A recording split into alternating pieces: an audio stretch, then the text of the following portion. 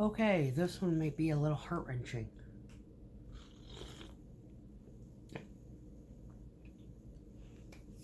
So I just came across a video, reel, that kind of hit home in such a way that this is a factor of cognitive dissonance that a lot of people are not gonna fucking understand. So, on the night that I escaped the asshat, my sister was here visiting, and the sister of whom I have estranged because she's a woke liberal, fucking like falling off a cliff, complete Trump derangement syndrome, to the point where she can't even find fucking rationality in the concepts of a lot of the improvements that he has made. She can't even see the reasons why he's doing what he's doing. Now, I don't agree with everything that fucking Trump does. I don't agree with everything that Trump says. There's some things, like Tylenol thing, it's like, shut the fuck up, dude. This is not your arena. This is not your forte. Just leave it to the experts and pass the fucking mic, because you sound like an asshat. But back to this reel. Basically, it's why did you call your mom first before you called the cops? Well, the night that the fucker ran off and I escaped and got his keys and got his truck and got out of that parking garage, I was approached by a police officer, and he said, "Are you okay?" And I'm like, "No, I am. What in the fuck just happened?" Right? And he's like, "Pull over there." I said, "I need to call my mom." And it was like fucking 1 o'clock in the morning. Now, she's going to be 80 this year. She was fucking 78 that year, right? 78-year-old woman. My sister was there at the house, who is not familiar with this area. I would not entrust her to be able to find her way without a car that had GPS and all sorts of licky chewies and shit in it. And she would have like been fucking hysterical because she over dramatizes everything. But anyway, my mother had even suggested, "Hey, do you need me to come get you?" No. And I said to her the same thing that I put on the fucking police report. I'm going home in the fucking vehicle that got me here. The only difference is the driver is missing. There's that. So the fact is that I had been approached by a police officer who just basically said, "Just pull over there for a minute and fucking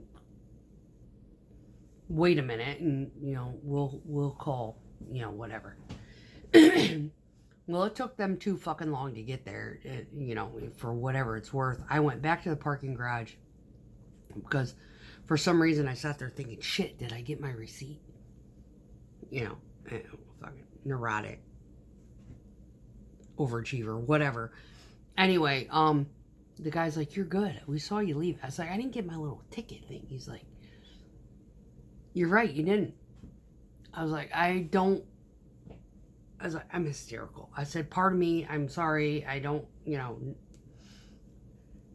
what just happened prior to me leaving the first time, I can't even fucking explain, and if you could just kind of help me out, give me a fucking piece of paper." He's like, "Fair enough, I'll go get it for you." I was like, so anyway, I said, "I don't know, I'm losing it," right? So, the point is that my mother is basically the facilitator and the creator of a lot of the trauma that I currently deal with, even in my adult life. She was the maker of my fucking demise. However, as an adult, and when you go through therapy and you do your shadow work, you've got to understand that you have to put all the variables into perspective. Now, children alienate their families for reasons that a lot of these families have absolutely no fucking clue, because they do not realize that their behavior was toxic. No, they do not. My sisters do not realize that the behavior that they did was toxic.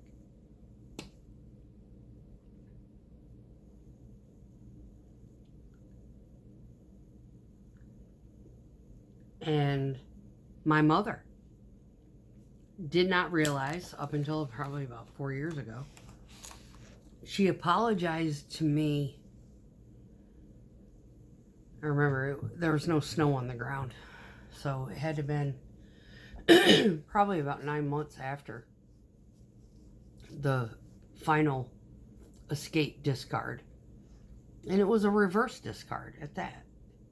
A lot of people, it kind of goes over that, Will you escape? No, it was a reverse discard. He did everything he could to fucking push me out of his life. It would, admittingly, within a month before that even happened, it was a couple weeks, actually, I called him out on his fucking cheating. I was like, you were fucking talking to somebody the night before. You sent me packing. You loaded the fucking trees in the truck. You were online, hooking up with somebody.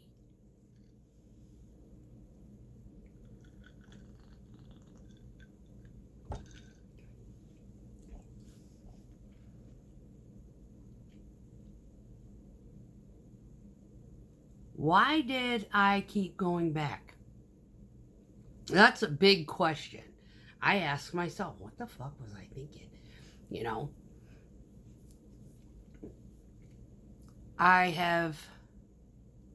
I'll admittedly say, I had been propositioned by, I can't even fucking tell you how many people.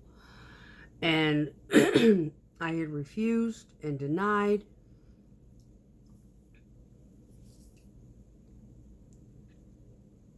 And rejected, however many different propositions I had been told. Like my poor partner at the one time, he's like, you're a fucking diamond. You're a diamond in the rough. He goes, you do this occupation, you're a girl, but you're not a dyke. And I hate that word. I fucking hate that word. He said, he said, you have that weird balance. You got your masculinity because you take care of things yourself, but at the same time, you got your femininity where you realize you're a woman, but you've got to take care of things yourself. And you have to promote that happy balance. So I get up every day and I wash my face and I brush my teeth and, I try to look, presentable. Now, do I look presentable by fucking 2 o'clock in the afternoon? Likely not. But it kind of goes for saying a lot of people who are dealing with psychological and emotional trauma, their psychological emotional trauma is not so much caused from their current dilemmas. It's stuff that has haunted them for decades, if not, since their childhood. So, for example, I can go on all day about how this asshole that I had escaped from was such a malicious fucking prick.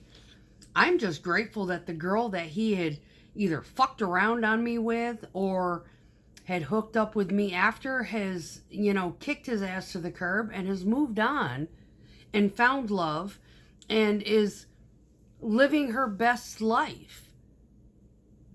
I'm grateful for that. I'm grateful for the baby mama finally finding peace, because the kid has found his voice and has expressed to his paternal grandparents that he wants nothing to do with his father. That I'm grateful for that.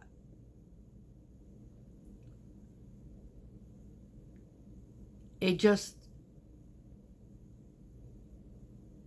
concerns me that, people from work, because they know of the situation, I still get the intel.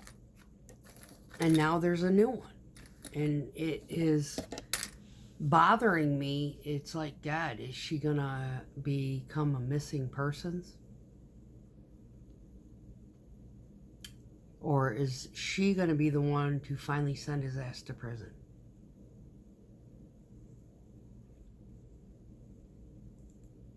But it's funny. The night that I escaped, as much torment and trauma that my mother had inflicted on me as a child that I've never really disclosed, and some of this stuff is pretty brutal. She was the first one that I called.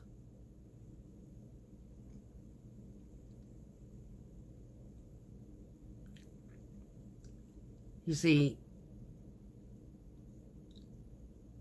it doesn't matter what kind of fucked up life you've had in any degree. I mean, you have to have a certain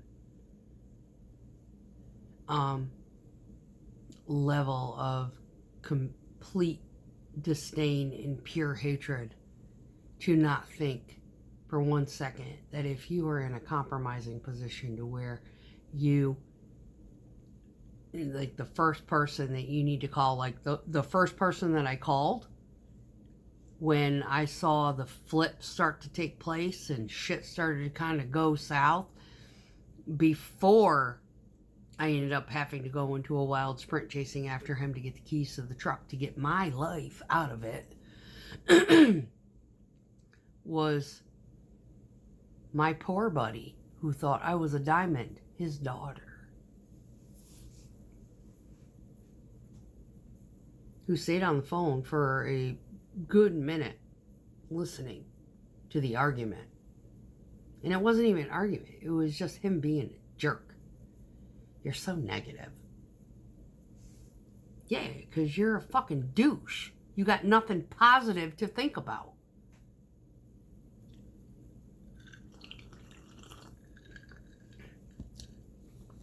While I was silently trolling the new girlfriend, she had posted something. It's like, no, women haven't become cold. They just know how they need to be treated.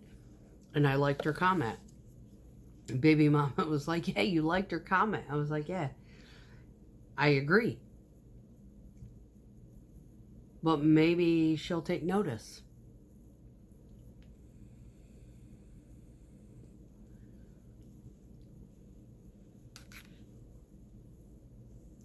She knows who the fuck I am. She probably is a subscriber under some sort of weird name that I wouldn't recognize. Who knows? I have people, from work that I'm no longer friends with. They're still subscribers. They still see my shit.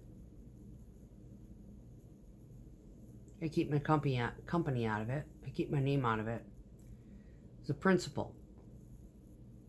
There's an underlying discussion in there that needs to be thought about.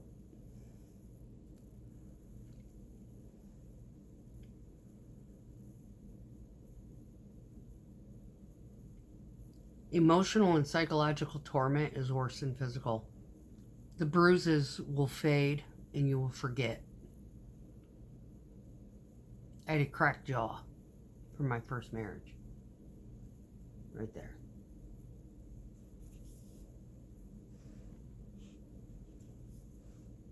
They kept an eye on it to make sure that my entire oral cavity did not become infected and I lose all my teeth. Actually, it was this side. Sorry. Yeah, it was this side. There's a modeling right there. That's why this cheek is fluffier than that one.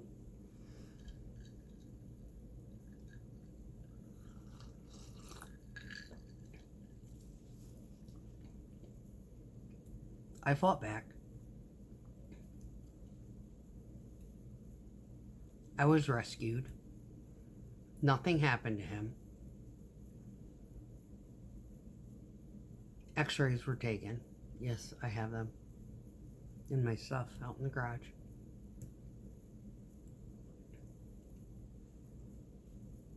He cracked it.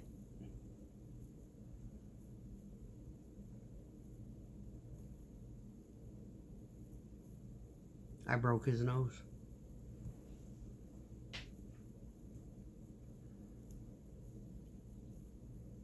Long story short, my mother did call and apologize, even though she had forgotten. She was so out of her mind postpartum, overwhelmed. And this is where I think a lot of her overwhelm came from. It wasn't so much being postpartum, because my sister was about 3.5, and I was about 4.5 when this all happened. We were involved in the church, and if anybody is very familiar with the way the LDS church runs, is they're all up in your fucking Kool-Aid all the time.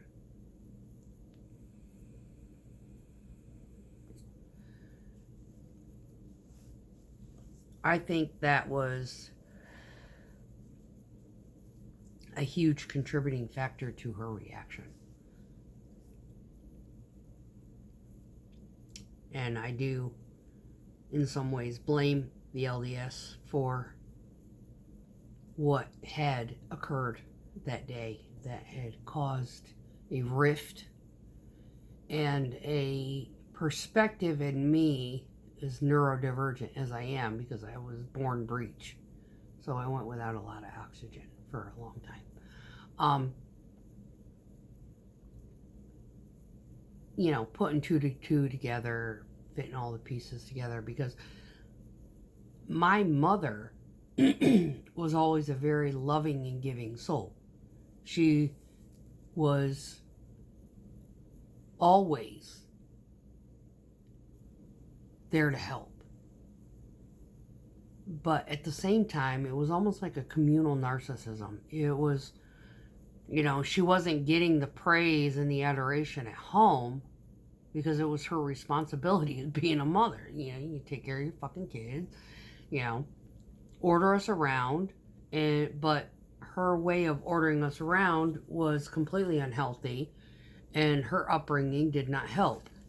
Now, me and my daughter have gone around in circles discussing, I said, well, I don't know what kind of a mother I would have been with the state of mind that I was in when I sent you to go live with my sister. And she said, it's not the point. You did what was best for me outside of what was best for you psychologically. I said, yeah, because psychologically I was fucked for years. And it finally got to a point where I felt like I was fighting a losing battle, and I just kind of threw my hands in the air. Well, then, after I started to get some clarity, I started to realize that the behaviors that my sister was conducting was basically a manipulation of the situation. And she was doing everything she could to erase me from my daughter's life. And it was everything that I could do to hold my fucking tongue. And when I started to bring all of this stuff into perspective, my daughter's like, I remember that. I said, yeah. She goes, I remember this too. I was like, yeah. I said, remember how I'd come and visit and you would never have any time alone with me? And when we would spend more than like 30 minutes just hanging out, laughing and giggling and, whatever, my sister would scream up the stairs your name, and I would twitch, and you would look at me and you'd be like, I gotta go. Yeah.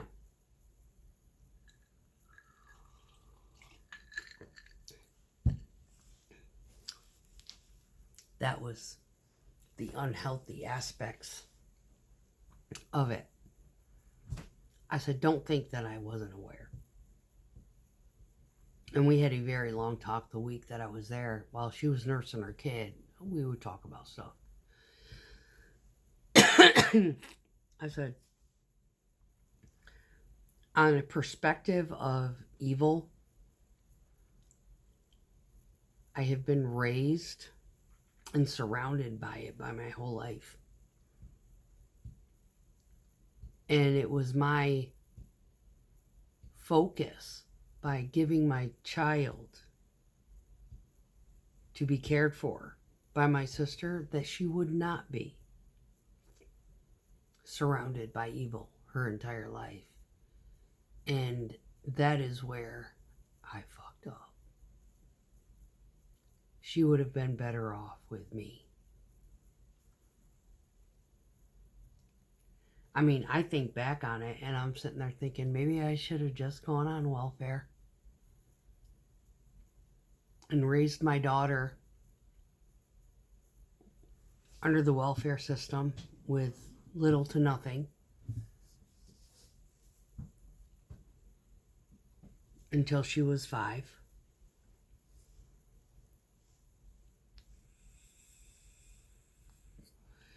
And then been on government assistance and rode the bus and did the bare minimum that I need to do.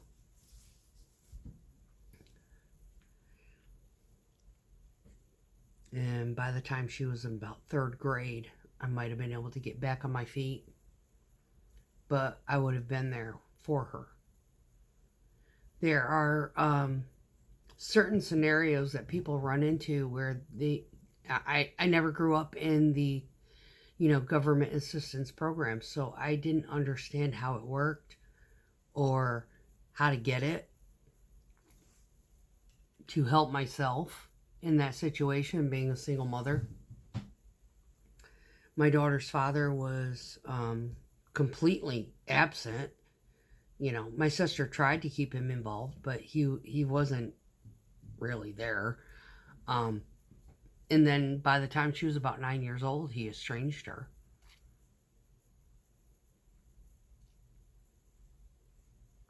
So there's a lot to be said when, that one reel spawned this whole conversation. And it makes you think. Now, I have quite literally estranged my sisters. 2 of them. Well, 2 of them because they have lost their fucking minds. And 1 because of who she's married to. He's a piece of shit. It won't take long. Maybe his resiliency and keeping the mask on is a little bit better than my ex's, but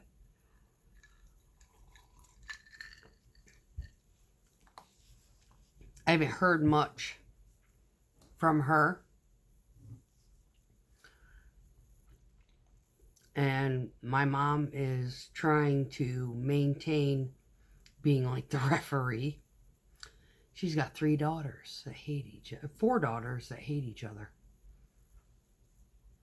for one reason or another.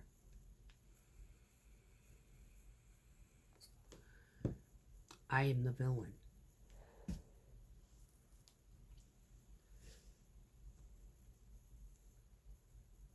I don't expect and I don't want any one of them, if they are still fucking alive, to even show their face at my funeral.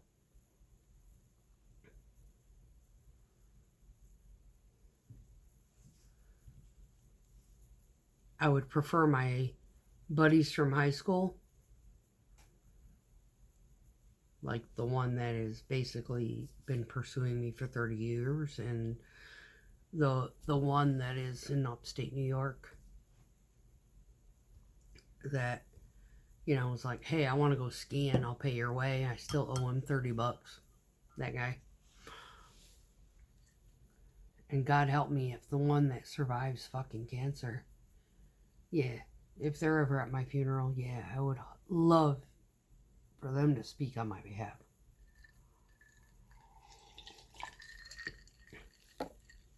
and the people that I knew from the military. Most of the people that I was actually close to in the military are not even within my rank structure. Most of them are my age, which meant that they were first sergeants and command sergeant majors and master sergeants and whatnot that I'm still friends with on Facebook because I took care of their soldiers.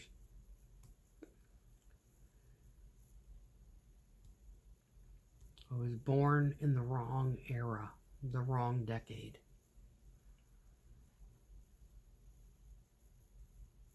I went through shit. I went through a lot of shit. And now, after having dealt with him, I'm realizing all the shit that I had to endure, that I experienced it and overcame it, sort of. I just endured it blindly. And now all of the emotions that I should have felt and or experienced or overcome back then are compiled, and I'm dealing with it now.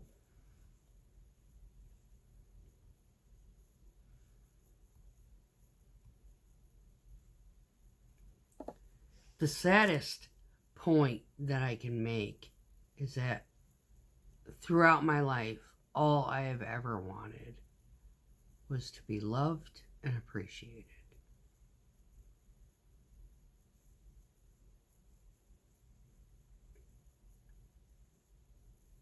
And I can honestly say that I have felt neither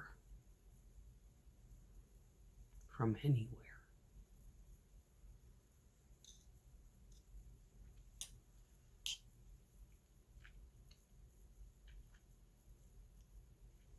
If this relates, just hit the like button.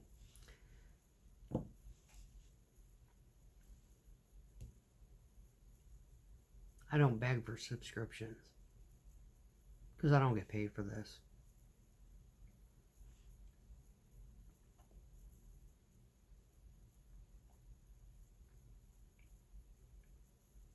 Have a great night.